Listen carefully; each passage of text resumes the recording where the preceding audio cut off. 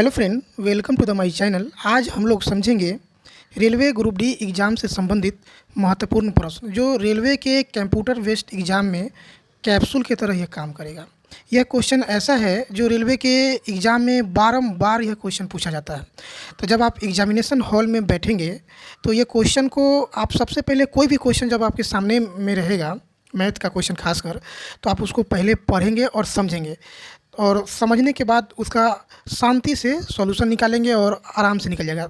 लेकिन बात यहाँ ये है कि आपको क्वेश्चन का हल करने आता है, फिर भी आप सॉल्व अच्छे से नहीं कर पाते हैं, यानी क्वेश्चन को बिना टच किए हुए आपका समय निकल जाता है। इसके लिए आपके पास एक शॉर्ट ट्रिक्स होना चाहिए जो कि आप क्वेश्चन को देखें और समझ के उसका आंसर आप दे दें।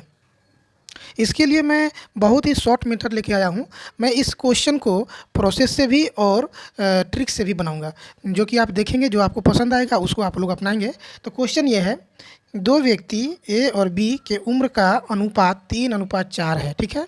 यदि उनके उम्रों का गुणनफल 1728 वर्ष है तो सबसे बड़े और छोटे व्यक्तियों के उम्र का अंतर ज्ञात करें। ये क्वेश्चन है, तो जैसे क्वेश्चन कहेगा वैसे हम लिखेंगे। यानी ए और बी है, उनका अनुपात कितना है? 3:4। तो हम जानते हैं कि अनुपात बटा में होता है, ठीक है। अब इनके उम्रों का गुणनफल यानी ए और बी का गुणनफल 1728, ठीक है। अगर हम यहाँ x लिखते हैं तो प्रश्न के हिसाब से चले तो गुणनफल दिया गया है, तो इन दोनों का गुणनफल करें तो 4 तिहाई 12 एक्स स्क्वायर, यानी 4 में 3 से गुना करेंगे 12 और x में 1 से गुना करेंगे तो एक्स स्क्वायर आ जाएगा। बराबर में कितना आ जाएगा? 1728, ठीक है।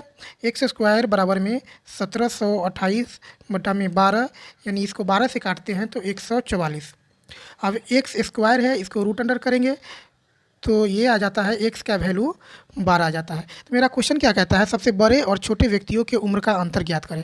तो x का वैल्यू 12 है, यानी 12 से 3 में गुना करेंगे तो 12 तिहाई 36 और 12 से 4 में गुना करेंगे तो 12 चौक 48, यानी दोनों व्यक्ति के उम्र का अंतर।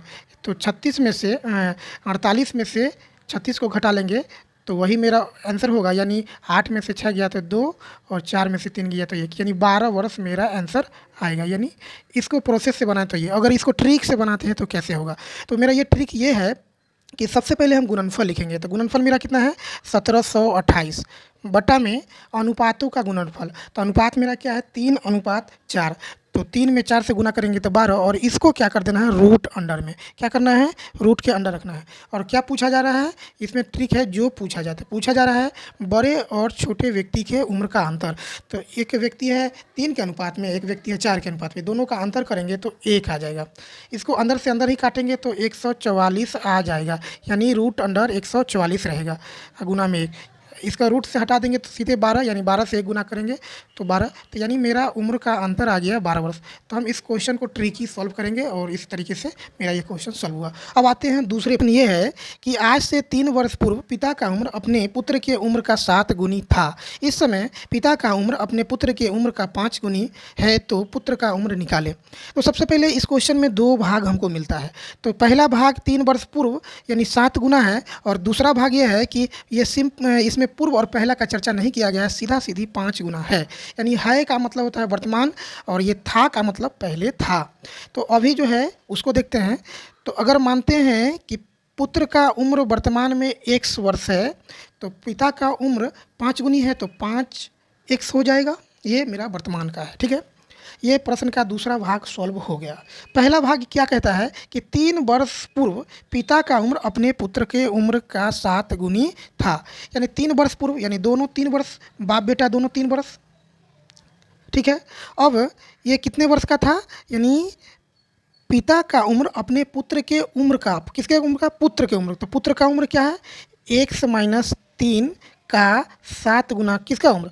पिता का उम्र, 5x - 3, ठीक है। अब इसको हम सॉल्व करते हैं तो 7x - 7 में 3 से गुना करेंगे 21 और 5x - 3, ये और ये दोनों एक जैसा है तो माइनस हो जाएगा, तो 2x बराबर में ये माइनस में है, इधर आया तो प्लस में, यानी 21 है और 21 में से 3 घटा लेंगे तो 18 आ जाएगा। अब 1 से x बराबर में 18/2 यानी x का वैल्यू कितना आ गया 9। हम x किसको माने थे, पुत्र को, तो पुत्र का उम्र कितना आ गया 9 वर्ष। हमसे क्या पूछा जा रहा है, पुत्र का उम्र निकाले, तो पुत्र का उम्र निकल गया 9 वर्ष। अब आ जाता है इसको हम ट्रिक से कैसे बनाएंगे सो देखेंगे। तो ये है सन और ये है फादर। तो पहला भाग और दूसरा भाग इसमें कुछ नहीं, जैसे कहेगा वैसे लिखेंगे। 3 वर्ष पहले तो -3 करेंगे। कितना गुना था, तो बेटा अगर 1 गुना है तो बाप हो जाएगा 7 गुना में। दूसरा भाग क्या क्या, इस समय पिता का उम्र अपने पुत्र का उम्र का 5 गुना है। इस समय यानी वर्तमान का मतलब कि इसमें कुछ नहीं दिया तो 0 मान लेते हैं, तो ये 1 हो जाएगा और फादर हो जाएगा 5 गुना में। तो इसको करने से पहले क्या करेंगे, इधर एक साइड का अंतर लिखेंगे, यानी 7 में से 1 घटा लेंगे, यानी बड़ा में से छोटा को घटा लेंगे तो 6 आ जाता है।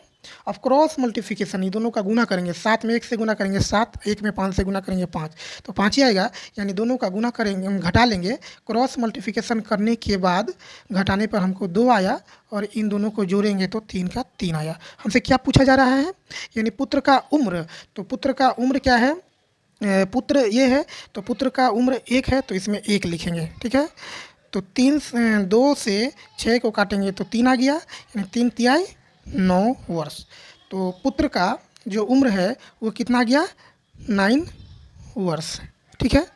तो इस तरीके से ये क्वेश्चन का सॉल्व हुआ ट्रिक से, जो कि बहुत ही कम समय। अगर इस तरह के क्वेश्चन को आप ज़्यादा प्रैक्टिस कर लेते हैं तो बिना कॉपी कलम उठाए आप एग्जाम में सॉल्व कर सकते हैं। अब आगे देखते हैं तीसरा प्रश्न। राजन, संजय, मदन, गगन, पवन के उम्रों का अनुपात 1:2:3:5:7 है। यदि मदन तथा पवन के उम्रों का औसत योग 15 वर्ष है तो सबसे बड़े और छोटे का अंतर बताइए। तो इसमें दिया गया है औसत उम्र किसका, तो 2 लोग का, मदन और पवन। तो औसत दिया गया है मदन और किसका, तो पवन का।